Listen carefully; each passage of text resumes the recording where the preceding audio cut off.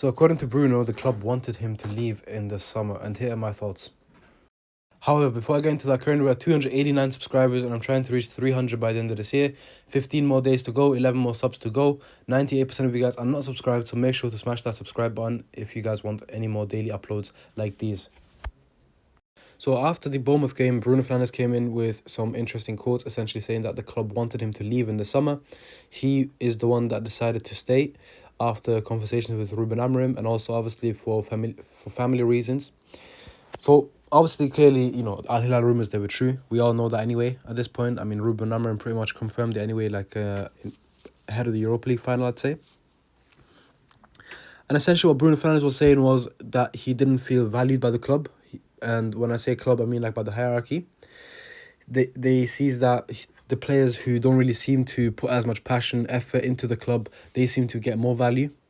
He finds it sad that, he comes into training every single session. He comes into every match. He's never injured except for, that one match against Crystal Palace. And obviously, look, he doesn't feel the appreciation that he deserves. And to be honest with you, I see him. I hear him. But my issue is the fact that I want Bruno Fernandes gone. I mean, obviously, he's not going to play in the 10 positions, and he's a world-class number 10, but he's a shit number 8. Well, he'd be a good number 8 if it was a midfield 3. But it's not midfield 3, it's midfield 2. And in a midfield 2, this guy stinks. Anyone that's going to play midfield with him, they're going to run out of legs. I'm surprised Casemiro hasn't gotten injured yet because of all the running that Bruno Fernandes is essentially making him do. Because playing alongside Bruno Fernandes must be a nightmare in terms of the pivot. So for me, it was always clear one of those two has to go, Ruben Amorim or Bruno Fernandes, because together they're not going to work. Because it's very clear that Ruben Amorim does not want to, use Bruno Fernandes as a pivot player. And another thing is as well, like, that money that we would have had to, that we would have gained from Al Hilal, for example, for Bruno Fernandes, or let's say from a Bayern Munich or something like that, that could have been reinvested into a midfielder, a Baleba, a Wharton, something like that. Someone that could actually play in that pivot role in a very good way. Someone who has the qualities to play in that pivot role. Someone who is going to be here for a very long time, let's say alongside Kobbie Mainoo in that midfield pivot. I think we dropped the ball on this one. I think we should have sold Bruno Fernandes because it was clear that Ruben Amorim, he wasn't going to go anywhere. Obviously, I know, yes, Bruno Fernandes, he scored a lot of goals, got a lot of assists, but guess what?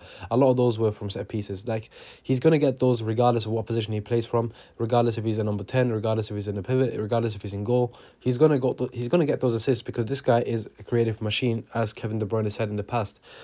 But you won't see that, that creativity when he's playing so deep. He is so good when he's so close to goal, when he's just outside the box, when he's able to just pick out passes, when he's able to just, take shots outside the box, when he's able to, sometimes just run through a defense and receive a ball.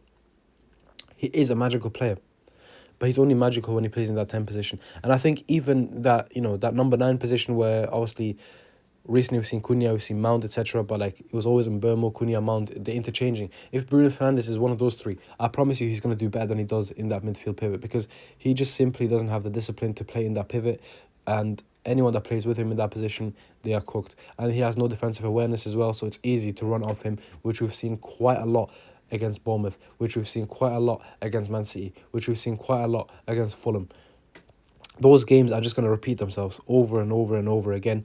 And look, I feel disgusted by the fact that the club don't make him feel valued, because this guy has given it his all over the past, I'd say 5 years. I think he was here, or 6 years.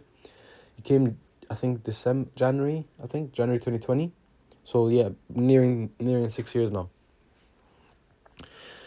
Anyways, man, that's it for the video. I hope you guys enjoyed it. Please don't forget to subscribe, like, and share the video as it helps with the algorithm. And also let me know in the comments, would you guys sell Bruno Fernandes? Yes or no? Why and why not? If you would sell him, for how much money? And also, who do you think those players are that he's talking about when he says there are some players that don't really take the club as seriously or don't put the effort in that he does?